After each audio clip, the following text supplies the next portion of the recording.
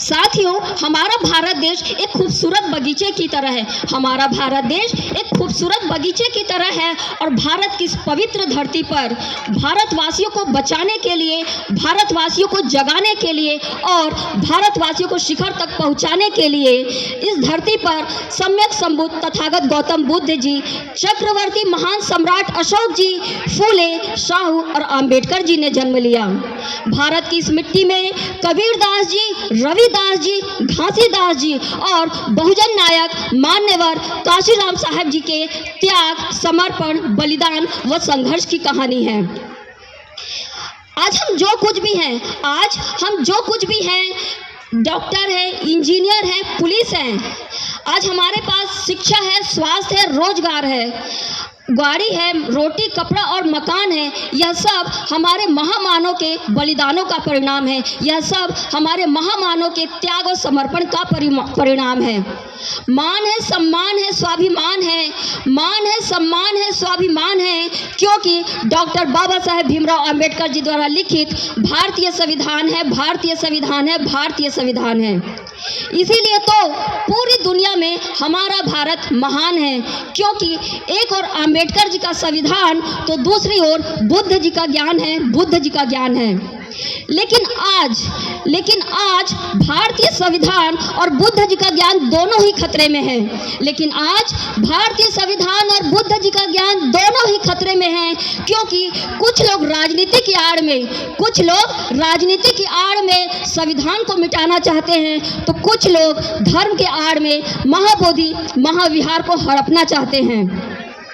तो फिर इसे बचाए कैसे? आपको क्या लगता है, महात्मा ज्योतिबा फुले जी बचाने आएंगे या बाबा साहेब जी बचाने आएंगे? जी नहीं। जब माता सावित्रीबाई फुले जी फटी साड़ियाँ पहनकर क्रांति कर सकती हैं, तो हम आज की महिलाएं हजारों रुपए की महंगी साड़ियाँ और लाखों की गाड़ियाँ होने के बाद भी क्रांति क्यों नहीं कर सकती? युवा हो, बच्चे हो, पुरुष हो या फिर महिला, युवा हो, बच्चे हो, महिला हो या फिर पुरुष, सभी मोबाइल, टीवी, सीरियल, रेस्टोरेंट और चौपाटी की आरामदायक दुनिया से बाहर निकलकर हमें क्रांति करना होगा। अपने आने वाले पीढ़ियों को बचाने के लिए हमें संगठित होना होगा, अपने विरासत और अपने वजूद को बचाने के लिए। हमें एक साथ, एक विचार के साथ एक मंच पर आना होगा भारतीय संविधान और महाबोधि, महाविहार को बचाने के लिए। अन्यथा खाना, सोना, बच्चे पैदा करना और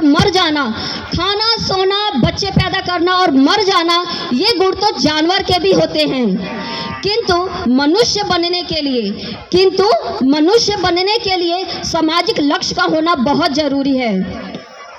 मनुष्य के तर्क, बुद्धि और सामाजिक लक्ष्य के साथ साथ जागरूक होना भी बहुत आवश्यक है, जैसा लक्ष्य चक्रवर्ती सम्राट अशोक जी, बुद्ध जी, फूले, साहू और अंबेडकर जी के पास था। साथियों, अंत में अपनी बात समाप्त करने से पहले सिर्फ इतना कहना चाहती हूँ कि कर सको तो अपने वाणी में वो असर पैदा करो, रुख हवाओं का बदल दे, वो हुनर पैदा करो। अगर जीना चाहते हो इस दुनिया में मिसाल बनकर, तो हर घर में एक अंबेडकर पैदा करो।